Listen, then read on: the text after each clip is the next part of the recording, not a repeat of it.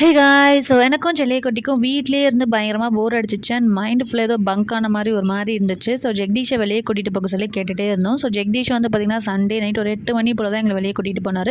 So எங்கே போகிறதுன்னு தெரியல, சும்மா பைக்கில் ஒரு ரைடு போயிட்டு ஏதாச்சும் ஐஸ்கிரீம் ஃபாலூடா அந்த மாதிரி சாப்பிட்டு வரலாம்னு சொல்லிட்டு கிளம்பிட்டோம். பைக்கில் போயிட்டு இருக்கும் போதே பார்த்திங்கன்னா இந்த ஸ்பேரோ பீ கஃபேன்ற ஷாப் எங்கள் கண்ணில் பட்டுச்சு. அப்படியே யூட்டர்ன் போட்டுட்டு இந்த ஷாப்புக்குள்ளே வந்துட்டோம். ஸோ புதுசாக ஓப்பன் பண்ணியிருக்காங்க போல இருக்குது காவேரிப்பட்டினமில். அந்த ஆம்பியன்ஸே செம்ம சூப்பராக இருந்துச்சு. உள்ளே போய் பார்க்கும்போது நல்ல சாங்ஸ்லாம் போட்டு பயங்கர வைபாக இருந்துச்சு ஷாப்பே.